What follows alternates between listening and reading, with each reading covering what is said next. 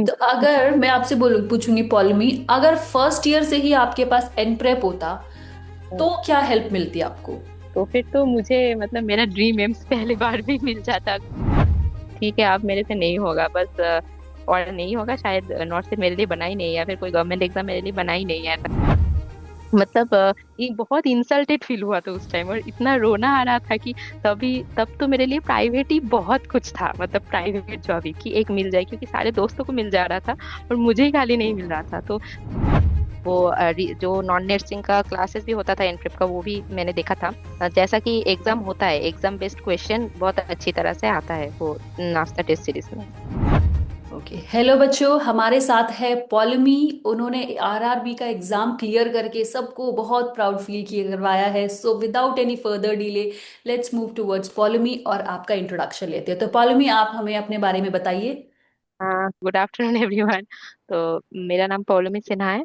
मैं वेस्ट बंगाल से हूँ, और मैंने अपना बीएससी नर्सिंग पास आउट किए हूँ 2025 में, मतलब लास्ट ईयर ही पास आउट की हूँ north Bengal medical college and hospital, college of nursing से। उसके बाद मतलब कॉलेज के टाइम में मुझे नॉर्थ सेट के बारे में इतना कुछ आइडिया था ही नहीं कि नॉर्थ सेट देना होगा कि नहीं होगा, क्योंकि हमारे स्टेट में ऐसा होता है कि डायरेक्ट इंटरव्यू के माध्यम से रिक्रूटमेंट हो जाता है। तो सभी लोग नर्सिंग में हमारे स्टेट में ऐसे ही एडमिशन लेते हैं कि हो जाएगा ये सोच के। लेकिन पिछले कुछ सालों से हमारे स्टेट में रिक्रूटमेंट हुआ ही नहीं। तो हम लोगों ने सभी ने कोशिश किया फिर प्राइवेट में ज्वाइन करने के लिए। तो हमारे यहाँ पर तो प्राइवेट में भी मतलब ज्वाइन नहीं किया जा सकता एक्सपीरियंस के बिना। तो कोई एक्सपीरियंस तो दे नहीं रहा था और कोई ज्वाइन भी नहीं कर रहा था। तो इसलिए सोचा ठीक है चलो प्रिपरेशन कर लेते हैं। फिर प्रिपरेशन करना स्टार्ट किया पिछले साल से। फिर नॉर्थ सेट 9 में सिलेक्शन हुआ था, तो अभी तो जॉब कर रही हूँ ईएसआईसी में। तो उसके बाद अभी वेस्ट बंगाल में एग्जाम हुआ था, उसमें भी हो गया था सिलेक्शन। तो अभी आरआरबी में हो गया है selection. Very nice, very nice. That means कि पॉलिमी ने मल्टीपल एग्जाम्स क्लियर किए हैं, राइट? ठीक है, तो अब ये आप तो ये है। बताओ, मल्टीपल एग्जाम्स क्लियर किए हैं तो जब आपका लिस्ट में नाम आया, आरआरबी की लिस्ट आई और आपका सिलेक्शन लिस्ट में नाम था, तो आपको कैसा फील हुआ और कैसा आपके पेरेंट्स को फील हुआ? वो फीलिंग्स हमारे साथ जो है शेयर करो। तब तो जब आरआरबी का रिजल्ट निकला था, तो हम्म। मैं तो छुट्टी में घर गई हुई थी। ओके। तो फर्स्ट में ही निकला था कुछ दिन पहले। हम्म। तो मैं बाहर गई हुई थी दोस्तों के साथ। तो उस टाइम मतलब यहाँ के एक कलीग ने मुझे भेजा था कि ऐसा रिजल्ट निकला है, तुम अपना चेक करो। तो हम्म। थोड़ा बहुत आइडिया था मार्क्स के बारे में, क्योंकि रॉ स्कोर तो पहले ही निकल गया, मतलब कैलकुलेट कर लिया था मैंने। तो थोड़ा बहुत आइडिया था कि हो सकता है। तो फिर रिजल्ट देखा। तो मतलब रिजल्ट देखते टाइम तो जितना भी आइडिया हो कि हो सकता है नहीं हो सकता, हाथ तो कांपते ही है। तो हम्म। मुझे एडमिट ही नहीं मिल रहा था, और मुझे रोल नंबर ही नहीं मिल रहा था कि मैं कहाँ से रोल नंबर ढूंढूं। 15 मिनट तो मुझे एडमिट कार्ड ढूंढने में ही लग गए कि कहाँ पर है। उसके बाद रोल नंबर ढूंढा, फिर देखा कि हाँ बहुत कम सीट्स थे। तो उन कम सीटों में से मेरा भी एक रोल नंबर है, तो ये देख के बहुत खुशी हुई। बहुत खुशी हुई, इमोशनल भी फील हुआ। हाँ हाँ, बहुत ज्यादा। आपके पेरेंट्स का क्या रिएक्शन था? पेरेंट्स को तो घर जाके मैंने जब बताया, उन लोगों को तो मतलब कॉन्फिडेंस ही था कि मुझे मिलेगा ही ये वाला। हाँ, तो यही तो बेस्ट पार्ट है, पेरेंट्स का कॉन्फिडेंस। वो पीछे जब तक बैक लगा के खड़े हैं तब तक बच्चा आगे ही जाएगा, है ना, सिलेक्शन लेके। हाँ। दैट मीन्स कि तो सबसे बड़ा, अगर मैं पूछूं कि क्या, किसका रोल था आपकी सक्सेस जर्नी में, तो आप क्या बोलोगे कि इस चीज की वजह से मेरे को सक्सेस मिला? मतलब इस चीज का सबसे बड़ा रोल था क्या? आपके लिए स्ट्रॉन्ग पिलर्स थे जिसकी वजह से आपको सक्सेस मिला? ऑब्वियसली स्ट्रॉन्ग पिलर्स तो पेरेंट्स तो थे ही। उसके बाद एक और इंसान भी है जो मेरे लाइफ में है, उनके वजह से भी बहुत मोटिवेशन मिला है। तो बहुत झगड़ा भी होता था, तो खुद मैं सबसे बड़ा मोटिवेशन तो मैं खुद को ही देना चाहूंगी कि मेरे सिवा तो कोई भी नहीं कर सकता था ना। तो हाँ, सब लोगों ने मोटिवेट भी बहुत किया था। तो प्रिपरेशन जर्नी में ऐसा नहीं कि बहुत स्मूथ गया था, झगड़े भी बहुत लगते थे, फैमिली ड्रामा भी होता ही रहता था। ठीक है, एग्जाम के मतलब पिछले दिन भी मेरे साथ झगड़ा हुआ, मैं रोते रोते गई थी एग्जाम देने अगले अच्छा। दिन झगड़ा करके। तो ऐसा होता रहता है, खुद को बस शांत रख के एग्जाम देने जाना पड़ता है। दैट मीन्स फैमिली, फ्रेंड्स, इन सब का तो सपोर्ट था ही, बट सबसे हम्म। बड़ी मोटिवेशन आपने अपने आप को माना और फिर आप इस जर्नी में आगे बढ़े। हाँ, राइट। ऑब्वियसली खुद ओके। को क्रेडिट देना सबसे ज्यादा जरूरी है। बिल्कुल, सबसे इंपॉर्टेंट है अपने आप को सबसे पहले क्रेडिट दो, क्योंकि एट द एंड मेहनत तो आपने की है ना? हाँ, नहीं। नाइट्स क्यों, किसने पूरी रात जग जग के मेहनत की है? हाँ, ये मैं बोलना चाहूंगी, मैं तो जगती ही थी लेकिन मेरे पापा भी मेरे साथ जगते थे जब तक मैंने प्रिपरेशन किया था एग्जाम के लास्ट एक महीने तक। तो मतलब ये मेरे पापा का बहुत क्रेडिट है कि मैं अकेले पढ़ना मुझे अच्छा नहीं लगता था, तो मेरे पापा भी बहुत रात रात भर मेरे साथ जगते थे। फिर मैं सोती थी, उसके बाद पापा मेरे साथ सोते थे। Amazing amazing. पेरेंट्स का साथ है तो फिर क्या चीज इम्पॉसिबल है? हर इम्पॉसिबल चीज पॉसिबल बन जाती है अगर पेरेंट्स का साथ है तो। I am sure you must हाँ अग्री। हाँ, ऑब्वियसली पेरेंट्स का साथ हो तो सच में सब हो हो जाता जाता है। है। यस। तो पॉलिमी में आपसे पूछना चाहूंगी, कब आपके मन में आया कि मैं अभी गवर्नमेंट एग्जाम्स की प्रेपरेशन शुरू करती हूँ? आप हाँ लास्ट ईयर ये पास आउट हुए थे? हाँ हाँ हाँ, लास्ट ईयर उसके ही हुई थी। बाद कब आपका ऐसे दिमाग में आया कि चलो अब प्रेपरेशन शुरू करते हैं गवर्नमेंट एग्जाम की, प्राइवेट चीजों को छोड़ के प्राइवेट सेक्टर की तरफ टर्न ना लेते हुए आपने गवर्नमेंट की तरफ यू टर्न कब लिया? हाँ, एक्चुअली पहले मुझे कुछ भी पता नहीं था कि मुझे गवर्नमेंट सर्विस ऐसा करना है, क्योंकि मैंने बोला कि स्टेट में तो लगता था कि हो जाएगा, एक साल बाद प्राइवेट कर लेती हूँ। तो बहुत जगह प्राइवेट में कोशिश किया था। तो होता है ना, हर एक के लाइफ में एक ट्रिगरिंग पॉइंट जरूर होता है, धक्का लगता है, उसके बाद से ही वो प्रिपेयर करना स्टार्ट करता है। तो मेरे लाइफ में भी था। मैंने एक प्राइवेट, मतलब बहुत सारे प्राइवेट में मैंने सीवी जमा दिया था। तो उसके बाद एक प्राइवेट नर्सिंग इंस्टीट्यूशन में मुझे बोला गया कि मैं सिलेक्टेड हूँ। फिर मैंने मुझको बोला कि अगले दिन से या फिर 2 दिन बाद से तुम ज्वाइन कर लो।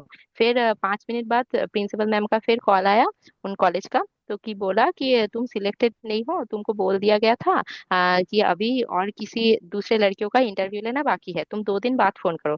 फिर मैंने 2 दिन बाद फोन किया तो वो लोग बोले कि हम लोगों ने ले लिया है, तो तुमको और नहीं लेंगे। तो मैं वहाँ कॉलेज में पहली पहले इंटरव्यू देने गई थी और डेमो क्लास भी लिया था। तब सब लोगों ने बोला था कि मेरा क्लास उनको बहुत पसंद आया। तो उस वक्त मेरा मतलब ये बहुत इंसल्टेड फील हुआ था उस टाइम, और इतना रोना आ रहा था कि तब तो मेरे लिए प्राइवेट ही बहुत कुछ था, मतलब प्राइवेट जॉब ही कि एक मिल जाए, क्योंकि सारे दोस्तों को मिल जा रहा था और मुझे ही खाली नहीं मिल रहा था। तो तब से मैंने सोचा कि अब तो मतलब प्राइवेट को कोई मतलब कहीं से भी कॉल करे तो मैं उठाऊंगी भी नहीं, अगर खुद नौकरी देंगे अब तो गवर्नमेंट के वहां पर ही बस। तो उसी दिन ऐसा आपने कुछ ठान लिया था अपने ये दुख वाले आंसू को खुशी वाले आंसू बनाना है ना? ओके। एंड जो आपने करके भी दिखाया। बिल्कुल। हाँ तो बेटा अब मैं आपसे पूछूंगी कि आप एनप्रेप से कब जुड़े, कैसे आपको एनप्रेप मिला, कब आपने सोचा कि अब एनप्रेप से तैयारी शुरू करती हूँ? जैसा कि मैं देख रही हूँ कि आप रैपिड रिवीजन यूजर हो, तो आपने कब ठाना कि अब मैं एनप्रेप का कोर्स लेती हूँ और अपनी तैयारी शुरू करती हूँ गवर्नमेंट एग्जाम्स की तरफ? आ, वो मैंने तो पहले थोड़ा सा सेल्फ स्टडी शुरू किया था, वो टारगेट है बुक वगैरह खरीद के। तो अप्रैल में से उसके बाद यूट्यूब जब देखती थी तो बहुत सारे फ्री क्लासेस मैंने एमप्रेप का देखा था। तभी से मैंने थोड़ा बहुत एनप्रेप का क्लास लेना शुरू किया था। और सबसे मेरा फेवरेट पार्ट है एनप्रेप का वो नाश्ता टेस्ट सीरीज। उसने तो बहुत ही हेल्प किया, वो नाश्ता टेस्ट इतना अच्छा था। तो पूरा एकदम एग्जाम बेस्ड पैटर्न का था। और जैसे आरआरबी वाला पैटर्न का तो मतलब बहुत अच्छा था। और वो नॉन नर्सिंग पार्ट भी बहुत अच्छा खासा क्वेश्चन देता था, अच्छा लगता था करने में वो। तो आपको कैसे लगा कि मतलब किस तरह से आप बोलोगे कि नाश्ता और आरआरबी के एग्जाम में क्या सिमिलैरिटी थी, कैसे आपको हेल्प किया नाश्ता ने towards the journey of RRB? हाँ, एक्चुअली नाश्ता टेस्ट सीरीज में जैसे कि आरआरबी में तो बेसिकली वन लाइनर क्वेश्चन ही ज्यादा आते हैं। तो हम्म। उसी पैटर्न से मतलब नॉट सेट का भी जैसे अलग पैटर्न से क्वेश्चन दिया रहता था नाश्ता में। तो आरआरबी आरआरबी का भी अलग पैटर्न से दिया रहता था, 30 क्वेश्चन जैसे नॉन नर्सिंग का होता था। और जीके और जीएस क्वेश्चन भी जैसे बहुत हार्ड होते थे। मैं तो एक भी टेस्ट में जीके जीएस कुछ भी नहीं कर पाती थी। वो पार्ट तो मैं छोड़ ही देती थी, बाकी रीजनिंग मैथ्स वगैरह वो करती थी क्योंकि वो प्रैक्टिस किया था बहुत ज्यादा। वो जो नॉन नर्सिंग का क्लासेस भी होता था एनप्रेप का, वो भी मैंने देखा था। तो इसी तरह से मतलब क्वेश्चन बे जैसा कि एग्जाम होता है, एग्जाम बेस्ड क्वेश्चन बहुत अच्छी तरह से आता है वो नाश्ता टेस्ट सीरीज में। तो आपको लगा कि नाश्ता टेस्ट आपने दिया तो वहां से कुछ ना कुछ क्वेश्चंस आए, सिमिलर काइंड ऑफ क्वेश्चंस उठ के आए, तो नाश्ता करके गए तो उससे हेल्प मिली आपको? हाँ, actually same to same question तो नहीं आते, तो क्वेश्चन कर करके वो तो कॉन्सेप्ट क्लियर हो जाता है। तो एक ही कॉन्सेप्ट को घुमा फिरा के वो 3 4 क्वेश्चन अलग अलग दे देते हैं। तो कॉन्सेप्ट क्लियर होने से नाश्ता टेस्ट सीरीज तो हेल्प तो बहुत मिला है। मिला है, ओके। तो आपने 35 टेस्ट दिए हैं टोटल, ठीक है। और जब आपने सबसे पहले जब टेस्ट दिया था, जब आप एनप्रेप से जुड़े थे, तब आपका एक्यूरेसी थी 49%, वहां से आप 78% तक पहुंचे।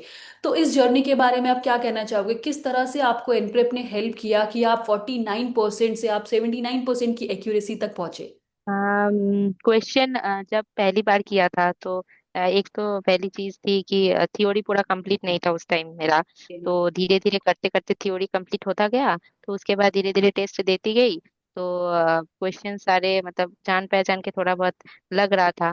उसके बाद कुछ कुछ क्वेश्चन तो बहुत हार्ड भी होते थे ट्रिप का, तो उसका सोल्यूशन मैं देख लेती थी, एक जगह नोट भी कर लेती थी। तो वैसे वैसे करके, और कुछ क्वेश्चन तो थोड़ा बहुत एक ही कॉन्सेप्ट वाला क्वेश्चन दूसरे स्टेट में मतलब टेस्ट में भी आ जाता था, तो वो कॉन्सेप्ट लेके दूसरे टेस्ट में कर देती थी। तो जितना टाइम जाएगा उसके साथ बढ़ता गया टेस्ट। तो एनप्रेप ऐप पे जो आप टेस्ट सॉल्व करते थे, उसके बाद जब उसको एनालाइज करते थे, तो रैशनल्स आपको देख के कैसे लगे, कि रैशनल्स कैसे थे? हाँ, रैशनल्स तो ऑब्वियसली मतलब टेस्ट सीरीज से ज्यादा रैशनल मुझे मतलब प्यारा था। अच्छा। वो इनप्रेप का जितना भी मिनी टेस्ट वगैरह जो भी सब्जेक्ट वाइज मिनी वाइज नाश्ता जितना भी टेस्ट सीरीज होता था, मैं टेस्ट देती ही इसलिए थी, टेस्ट देने के लिए नहीं, मैं वो रैशनल पढ़ने के लिए नमस्ते। टेस्ट देती थी। ओके। तो आप क्या बताना चाहोगे बच्चों को, जो बहुत सारे बच्चे देख रहे होंगे जो भी प्रिपरेशन जोन में होंगे, तो कि किस तरह से तैयारी करनी चाहिए? क्या आपका ये कहना है कि पहले थ्योरी सारी कंप्लीट करो फिर एमसीक्यू करो, या फिर जो पार्ट थ्योरी का कर रहे हो उसी का पहले एमसीक्यू सॉल्व करो और फिर दूसरी थ्योरी करो फिर उसकी एमसीक्यू पे करो? तो मतलब क्या अप्रोच रही आपकी? हाँ, मेरी तो फर्स्ट टाइम बहुत गलती थी कि मैंने पहले जब थ्योरी शुरू किया था तो एमसीक्यू मैंने बहुत लेट शुरू किया था। पहले तो एमसीक्यू किया ही नहीं था, क्योंकि पहली बार जब एक 15-20 दिन जब मेरा पढ़ाई शुरू हुआ था, शुरू के टाइम पे तब मैंने एक दो मिनी टेस्ट दिया था, तो मेरा नंबर बहुत कम आया था। तो मैं पूरा डिमोटिवेट हो गई थी, तो मैंने सोचा ठीक है चलो अब टेस्ट फेस्ट नहीं दूंगी, पहले थ्योरी थोड़ा कंप्लीट कर लेती हूँ। लेकिन ऐसा नहीं करना चाहिए, जैसा टॉपिक पढ़ते जाएंगे और उसी टॉपिक का टेस्ट अगर कोई दे देगा वो सब्जेक्ट वाइज, तो थोड़ा बहुत आसानी मिलेगा। लेकिन फुल टेस्ट मुझे लगता है 60 to 70% सिलेबस कवर होने के बाद ही देना चाहिए, क्योंकि पहले देंगे तो बहुत मार्क्स कम आ सकता है, तो उससे डीमोटिवेशन भी आ सकता है, क्योंकि कुछ मालूम नहीं होगा अगर 60 to 70% सिलेबस कवर ही नहीं होगा तो। तो आपका कहना ये है कि पहले एक पर्टिकुलर थ्योरी करो, उसके टेस्ट दो, फिर थ्योरी हम्म। करो, फिर उसके डेली टेस्ट दो, उसके बाद जब 70-80% थ्योरी कंप्लीट हो जाए तब पूरा कंप्लीट टेस्ट दो, राइट? हाँ हाँ हाँ, एक्चुअली ये है। क्योंकि एक टॉप मतलब यहाँ पर होता है कि डायरेक्ट तो क्वेश्चन पूछता नहीं, एक टॉपिक से इंटीग्रेटेड दूसरा टॉपिक में चला जाता है। अगर किसी का फाउंडेशन कंप्लीट हो गया हो तो पूरा फाउंडेशन का अगर टेस्ट दिया, तो उसमें भी मेडिकल सर्जिकल का कुछ मतलब रिलेटेड मिल जाएगा, कि पीडियाट्रिक का रिलेटेड मिल जाएगा। अगर किसी का पीडियाट्रिक पढ़ा ही नहीं हुआ, मेडिकल सर्जिकल पढ़ा ही नहीं हुआ, तो F1 का टेस्ट देके कोई फायदा नहीं है। वो सब भी पढ़ेंगे तभी तो उसका इंटीग्रेशन मतलब समझ में आएगा कि इसका और इसका क्या लिंक करके क्वेश्चन दिया है। तो आपने अपनी गलती समझी, क्या गलती थी? उसके बाद हम्म। फिर आपका डेली रूटीन क्या था? मतलब किस तरह से आप पढ़ते थे, क्या आपका टाइम टेबल था? टाइम टेबल मेरा जो जितना भी टाइम टेबल था नॉट सेट 9 के पहले था। नॉट सेट 9 के पहले मैं बहुत पढ़ी थी, उसके बाद मैंने बिल्कुल नहीं पढ़ा। फिर रेलवे के पहले भी मैंने इतना सच में नहीं पढ़ा, ओके। इतना नहीं पढ़ के गई थी, जस्ट थोड़ा बहुत देख के गई थी। तो अभी आप ईएसआई में वर्किंग हो, राइट? हाँ, मैं ये सही से मैं वर्किंग हूँ। ओके। तो ये तो बहुत बढ़िया बात है, जितने भी बच्चे देख रहे होंगे उनके लिए तो ये और मोटिवेशन वाली चीज है कि ऑलरेडी एक गवर्नमेंट जॉब सिक्योर कर ली, ऑलरेडी आप ईएसआई हॉस्पिटल में वर्किंग हो, उसके बाद आपने जॉब के साथ साथ एक और टेस्ट निकाला। दैट मीन्स कि वंडरफुल, कि आपकी कितनी मेहनत की होगी आपने, जिसकी वजह से आपको एग्जाम्स पे एग्जाम्स क्लियर होते गए, राइट? हाँ मतलब एक बार मेहनत हो जाता है तो उसके बाद उतना ज्यादा मेहनत नहीं लगता, एक बार हो जाने से एक ब्रश। मोटिवेशन आ जाता है। पहली बार एग्जाम देना ही सबसे बड़ी बात है, एक बार अगर क्लियर हो जाए तो दूसरी बार उतना डर नहीं लगता। यस, क्योंकि एक बार रिवीजन हो चुकी होती है तो उसको बस बार बार बार बार रिवाइज करना है। तो यहीं से हम्म। मेरा नेक्स्ट क्वेश्चन है, आपने कितने नंबर ऑफ रिविजन्स किए होंगे इन टोटल? स्टार्टिंग एक from full your study journey, preparation journey आपकी शुरू हुई थी, तब से लेके आज तक आप टोटल नंबर ऑफ रिविजन्स कितने कर चुके हैं पूरे सिलेबस के? पूरा सिलेबस के जैसे कि एक मतलब पूरा सिलेबस का जब मैंने फर्स्ट टाइम रिवीजन दिया था तभी मैंने पूरा उसी को रिपीट किया था, मतलब एक बार रिवीजन मैंने पूरा कंप्लीट किया था। उसके बाद भी मैंने जितना सारा पढ़ा है, रिवीजन किया है, मैंने कभी भी फुल नहीं पढ़ा। जो जो चीजें मुझे लगता है मैं भूल जा रही हूँ, मैं सिर्फ वही चीज कभी कभी उठा के देख लेती हूँ। और ये एक मेरी पता नहीं ये बुरी आदत है कि क्या है, मुझे एक ही चीज बार बार पढ़ना अच्छा नहीं लगता। मतलब मैं नोट्स बनाती तो हूँ, लेकिन वो नोट्स सिर्फ एक दो बार ही पढ़ती हूँ। लेकिन उसी टॉपिक का अगर कहीं और बुक्स या फिर और सोर्स मिल जाए तो मैं वो नया पढ़ने लग जाती हूँ, क्योंकि वो पुराना वाला मुझे पढ़ना और पसंद नहीं होता। लेकिन ये नहीं करना चाहिए। ओके। तो आप इसका मतलब आप मॉर्न अगर मैं आपसे ये पूछूं कि आप थ्योरी कब करते थे, आप टेस्ट कब करते थे, तो उसके अकॉर्डिंग आप मुझे बताइए कि आप मॉर्निंग में थ्योरी करते थे, या फिर आप लेट नाइट थ्योरी करते थे, या फिर आप मॉर्निंग में टेस्ट करते थे या शाम को टेस्ट करते थे। बेसिकली मैं ये जानना चाहती हूँ कि आप कब हम्म। थ्योरी पार्ट करते थे और कब आप एमसीक्यू सॉल्व करते थे। मैं तो सुबह को उठती थी 9 बजे। फिर ओके। 10 बजे से मेरा पढ़ाई स्टार्ट होता था। मैं सारा दिन थ्योरी पढ़ती थी और सारा दिन में थ्योरी के साथ साथ जब थ्योरी पढ़ना अच्छा नहीं लगता था तब क्वेश्चन कर लेती। फिर रात के 9-10 बजे मेरा टेस्ट देती थी मैं। फिर टेस्ट तो मतलब लास्ट में दे दे के इतना मतलब हो गया था। तो मतलब आधा घंटा से 40 मिनट लगता था, मतलब प्री का टेस्ट जो आधा घंटे में हो जाता था मेरा प्री का टेस्ट। और बाकी आधे घंटे में मैं एनालिसिस कर लेती थी। टोटल 1 घंटा 10 मिनट में मेरा एक प्री का टेस्ट वगैरह वो कर लेती थी। नॉर्थ सीट के बारे में बोल रही हूँ अभी। तो अभी वो हो गया। और रात के 3 बजे तक, मतलब लास्ट के एक महीने में रात के 3 बजे तक पढ़ती थी, क्योंकि सुबह को लेट उठती थी, मेरे मुझे नींद नहीं आता था रात को। फिर रात के 3 बजे सोती थी। और जो मेरा प्रिपरेशन है वो नॉर्थ सेट 9 के टाइम पे ही है। उसके बाद से मैंने कुछ इतना ज्यादा पढ़ा भी नहीं है, थोड़ा बहुत बुक्स वगैरह देख लिया, कभी कभी मन कर लिया ऐसा। और वो रेलवे के पहले मैंने नॉन नर्सिंग पूरा अच्छे से पढ़ा था, 1 महीना। नर्सिंग उतना ज्यादा नहीं पढ़ा था मैंने। Okay. Okay. Very good, nice. ठीक है। ऐसा भी फेजेस आए होंगे आपके कि आपको कभी लगता होगा कि बहुत डिमोटिवेटेड फील हो रहा है, या फिर कोई ऑब्स्टिकल्स आ रहे हैं कि जिस वजह से आप नहीं कर पा रहे हो, तो उन ऑब्स्टिकल्स को कैसे ओवरकम किया? डिमोटिवेटेड फील हो रहा था तो ऐसा क्या किया जिससे आपने अपने आप को दोबारा से मोटिवेटेड फील कराया एंड फिर से स्टार्ट किया? हाँ, प्रिपरेशन जर्नी में ये तो मतलब डिमोटिवेशन लगेगा ही। हम्म। ऐसे बहुत दिन थे जैसे कि मेरा पढ़ाई नहीं हुआ, ये सबकी स्टूडेंट के साथ होता ही होगा कि अगर 6 महीना कोई देगा तो मैं मतलब बता सकती हूँ ये कि कुल टोटल 6 महीना किसी का पढ़ाई नहीं हो सकता। बीच में 1 2 दिन 3 दिन किसी को लगेगा ही मेरा पढ़ने में आज मन नहीं है, बहुत डिमोटिवेशन लगेगा। मेरा तो बीच में ऐसा हुआ था कि लगातार 15-20 दिन में पढ़ी ही नहीं थी। अरे। उसके बाद तो मैंने सोचा कि ठीक है अब मेरे से नहीं होगा बस, और नहीं होगा शायद, नॉट से मेरे लिए बना ही नहीं, या फिर कोई गवर्नमेंट एग्जाम मेरे लिए बना ही नहीं है ऐसा करके। फिर मैंने सोचा कि चलो यार, मतलब अगर छोड़ दिया तो छोड़ ही देना पड़ेगा, तो डू और डाई सिचुएशन हो गया था उस टाइम। तो चलो ठीक है, और भगवान की कृपा तो होनी ही चाहिए। तो विश करने वालों की फिर कभी हार नहीं होती। तो उसका वही। जीता जाता एग्जाम्पल हो आप हमारे सामने, राइट? हाँ मैं अभी तो अगर मैं आपसे बोलूं पूछूंगी पॉलमी, अगर फर्स्ट ईयर से ही आपके पास एन प्रेप होता तो क्या हेल्प मिलती आपको?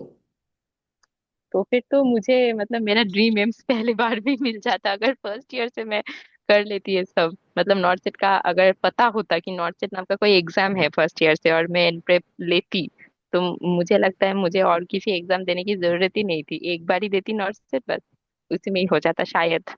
वो भी किस्मत का खेल है। तो हमारे साथ बहुत सारे बच्चे होंगे ऐसे जो इंटरव्यू देख रहे होंगे आपका, फर्स्ट ईयर में, सेकेंड ईयर में, या थर्ड फोर्थ ईयर के बच्चे होंगे। तो उनको क्या कहना चाहोगे कि किस तरह से वो एन प्रेप से पढ़ाई शुरू करें? पहले तो सबको वो थियोरी पोर्शन पहले ही करना पड़ेगा, थियोरी के बिना तो कुछ होगा नहीं। तो थियोरी करने के साथ साथ कुछ टॉपिक वो कंप्लीट होगा, फिर उस टॉपिक का एमसीक्यूज वगैरह वो लोग करेंगे। जरूरी नहीं है कि टेस्ट ही लेना है, एमसीक्यूज वो टॉपिक के करने से क्लियर हो जाएगा, है ना। लेकिन जैसे कि थियोरी पूरा पढ़ने से कभी भी मतलब वो कॉन्सेप्ट क्लियर नहीं होगा, जो क्वेश्चन करने से होगा कभी भी नहीं होगा। तो ओके। और एक सब्जेक्ट जैसे खत्म हो गया, उस सब्जेक्ट का अगर मिनी टेस्ट अवेलेबल है तो वो एक मिनी टेस्ट दे दिया। फिर जैसे कि बोला, जैसे कि अगर एफओएन और फिर मेडिकल सर्जिकल नर्सिंग, ये सब मेजर सब्जेक्ट कंप्लीट होने के बाद एक फुल टेस्ट देने में कोई दिक्कत नहीं है। फिर फुल टेस्ट देने के बाद अगर नंबर कम भी आए तो ऐसा कोई बात नहीं है कि नंबर मॉक टेस्ट में कम आए तो नॉर्थ सेट में नहीं होगा, और अगर मॉक टेस्ट में टॉप हुआ उसके बाद भी नॉर्थ सेट में होगा, ऐसा भी कोई गारंटी है नहीं। तो ये तो बहुत लक के ऊपर भी डिपेंड करेगा, ये तो मुझे पता चल गया नोट से देख के। तो जो पास आउट स्टूडेंट्स हैं उनको आप क्या हम्म। कहना चाहोगे कि वो किस तरह से अपनी तैयारी शुरू करें, जो जस्ट अभी कॉलेज से निकल के पास आउट हुए हैं और अभी अपनी प्रेपरेशन शुरू कर रहे हैं, तो उनके लिए आप क्या कहना चाहोगे? अ, मैं ऐसा भी नहीं बोलूंगी कि घर पे रह के प्रिपरेशन करने के लिए, क्योंकि बहुत लोगों का होता है फिनेंशियल कंडीशन, उन उसकी वजह से बहुत लोगों को मतलब जॉब करना पड़ता है मजबूरी में।